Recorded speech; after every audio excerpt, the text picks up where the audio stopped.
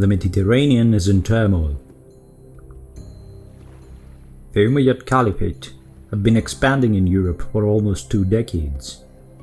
Success bred success, and the Umayyads expanded their domains by conquering North Africa, and even defeating the Visigoths of Spain, eventually capturing most of the Iberian Peninsula and ushering in the beginning of the period of Islamic Spain that would last for 700 years. The multiple fronts that the Umayyads opened created problems, but also opportunities for further expansion. After dealing with rebellions in Egypt and even suffering major military setbacks at the hands of Abyssinians and Byzantines, it seemed that the naval routes between Muslim Spain, also known as al-Andalus, and North Africa, would be severed. However, within a little more than 10 years, the Umayyads would recover and resume their regular raids against Byzantine islands in the western Mediterranean, and eventually across the Pyrenees in what is now southern France. Muslim forces were able to capture the significant city of Narbonne in 719 AD. Finally, in 725 AD, Carcassone's surrender marked the conclusive end of the Visigothic kingdom. The Umayyad realm was now bordering on one of the major powerhouses of medieval Western Europe and its satellite states, the Merovingian Frankish kingdom. The Frankish realm was ruled by a man named Charles. History will remember him as Charles Martel or Charles the Hammer. Under his rule, the Frankish kingdom was the foremost military power in Western Europe. His realm consisted of modern-day North and Eastern France, then known as Austrasia, Austria, and Burgundy, most of Western Germany and the Low Countries, Belgium, Luxembourg, and the Netherlands. By that point in history, the Frankish kingdom was well along its way to becoming the first imperial power in Western Europe since the disintegration of Western Roman Empire. However, it continued to struggle against external rivals, such as the Duchy of Aquitaine, led by Duke Odo, who would play a significant role in the upcoming events. Duke Odo of Aquitaine was a vassal of the Frankish kingdom, but around 714 AD, he felt strong enough to proclaim his independence from the Franks. However, Odo's bid for independence coincided with the Umayyad expansion north of the Pyrenees. It was a historical occurrence that would set him on a direct collision course with the expanding Muslims. An Umayyad force under the governor of al-Andalus overran the area of Septimania by 719, following their occupation of the Iberian Peninsula. After setting their capital at Narbonne, the Umayyad captured what was left of the Visigothic kingdom and laid siege to Toulouse. Duke Odo broke the siege of Toulouse in 721 AD and killed the Umayyad commander in what would prove only a temporary setback for Umayyad expansion in the area. The new commander of al-Andalus, Abdul Rahman Al-Ghafiqi, began to prepare for a retaliatory campaign against Duke Odo and his allies. In 730, Abdul Rahman mustered an army around Pamplona and initiated his campaign against Aquitaine. After promptly crushing any resistance he met around the Pyrenees, destroying the forces of a local revolutionary Berber leader allied with Duke Odo, the Arab commander was now free to invade Aquitaine. From that point on, direct clash between the two states became inevitable. The exact course of the following events is uncertain. We know that the Muslim force had invaded from the western side of the Pyrenees, avoiding the province of Septimania. It is also known that Abdul Rahman wreaked havoc in the surrounding areas, raiding and pillaging his way through Aquitaine since his logistical situation was stretched. His potential supply lines through the Pyrenees were hardly adequate for his substantial force. He would have to rely upon raiding to feed his army. The Christian territories were being ravaged by the rampaging forces of Abdul Rahman, who was able to march through a significant portion of Odo's realm virtually unopposed. Duke Odo of Aquitaine was desperately trying to consolidate his forces, so that he could defend his capital city, Bordeaux. Primary sources are pretty frugal with our description of the events that followed. Nevertheless, it is inevitable that Duke Odo made a stand outside the walls of Bordeaux and was swiftly crushed by the Muslim forces. It can be safely assumed from the following events that the main bulk of the Duke's army remained intact and was able to orderly retreat from the battlefield despite claims of incalculable losses by one of our primary sources. But they were ultimately unable to defend their capital, which was captured, burned, and mercilessly looted by the invaders. The Duke of Aquitaine was now out of options, but despite his heavy losses, he could reorganize his remaining troops and march them northwards, so that he could notice the Frankish leader of the impending doom that would soon be knocking on his door. Despite their former hostility, Odo appealed to his old enemy but fellow Christian Charles for assistance. It is not entirely clear where they met, but most sources agree that the two leaders met somewhere near Paris. A Frankish leader likely agreed to assist Odo only after his submission to Frankish authority. After their meeting, Charles issued a general military summons to all of his vassals, thus raising the most significant force his realm could muster. Charles Martel was keenly aware of the military capabilities of the Umayyads, but this was not the case for Abdul Rahman, who was not accustomed to the Frankish way of war. Moreover, Muslim chronicles of the period did not indicate any notion of the Franks as a severe threat. Muslim unfamiliarity with their enemy would work in favor of the Frankish leader. The Muslim force, composed mainly of cavalry, had split into several raiding parties, while the main body advanced slower.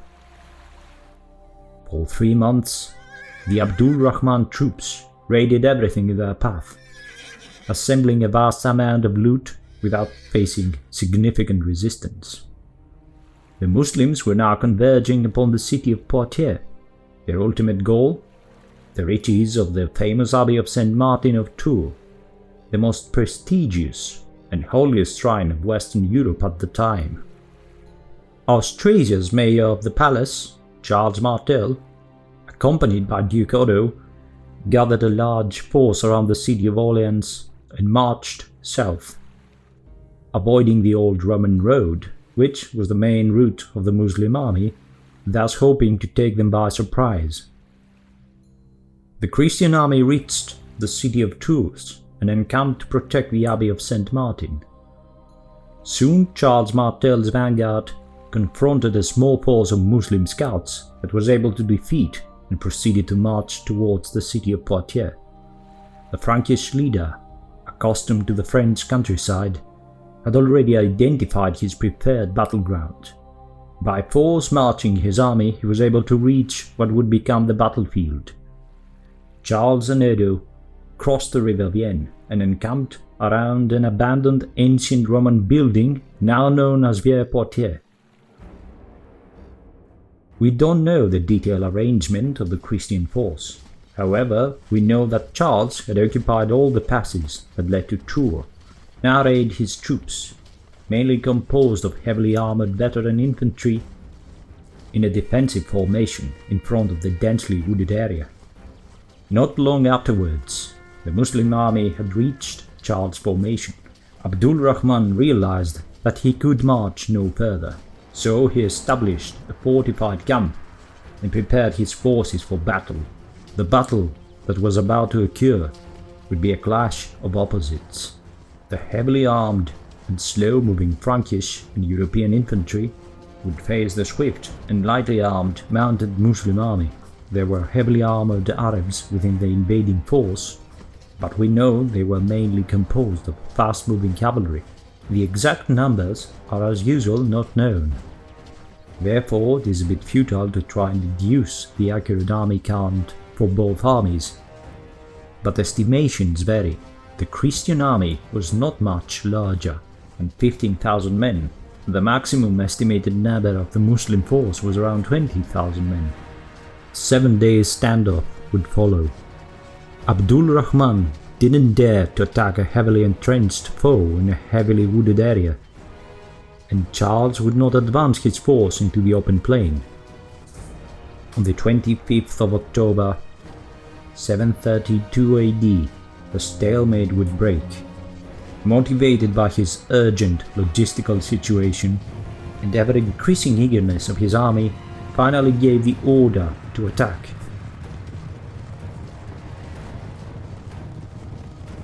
His first line of horsemen charged through the empty field, heading directly against the well-prepared Christian army.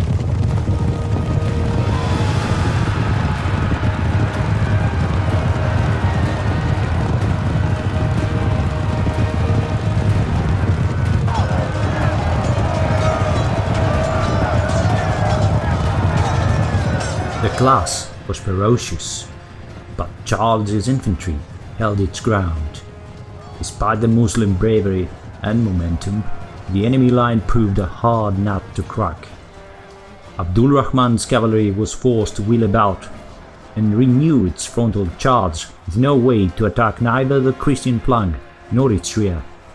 Repeatedly the Muslim horsemen clashed against the Frankish wall of steel to no avail. Hundreds of horsemen died during the repeated attacks. At the same time, the Franks suffered minor losses, proving that a well-prepared and trained infantry force could stand its own against heavy cavalry charges. Eventually, the Muslims made small breakthroughs, achieving isolated penetrations of the first Christian line, the second concealed infantry line lurking behind. Those who broke through the first Frankish defences were only met with steel and death. The battle continued along the same line, with Umayyad cavalry performing repeated but futile charges, the Franks suffering minor losses while beating off the dashing cavalrymen. While most Muslims were already engaged in vicious combat, the sound of charging cavalry and fierce screams was heard a few hundred meters behind them. As it turned out, a considerable force of Frankish horsemen, probably led by Duke Odo, made an encircling maneuver and attacked the lightly protected Muslim camp in baggage train.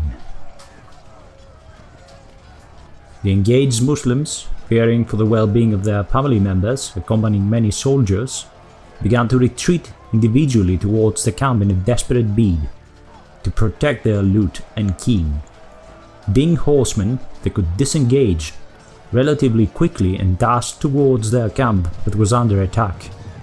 After heavy fighting, the Umayyad army pushed back Duke Odo's marauding Aquitanian forces, but the Aquitanian attack was soon followed by a renewed attack by the Franks, who were able to catch up with the disengaged Umayyad horsemen. Abdul Rahman's forces fought ferociously to protect their loot and camp followers. It is almost certain that during this desperate battle around the camp, the Muslim commander was mortally wounded, probably by a javelin.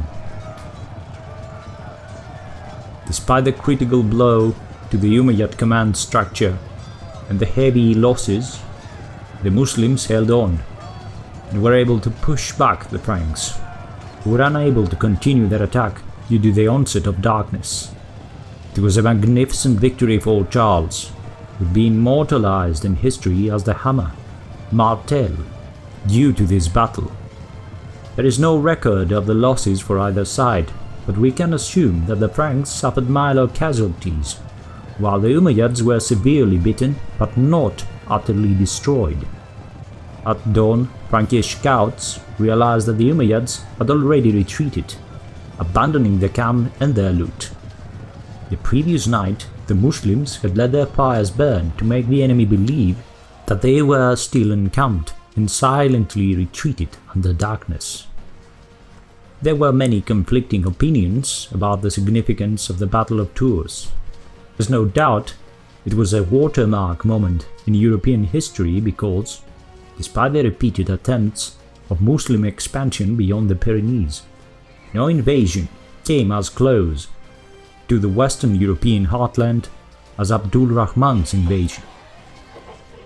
Charles Martel's victory checked further Muslim expansion to the north and cemented his fame as the strongest leader in Western Europe.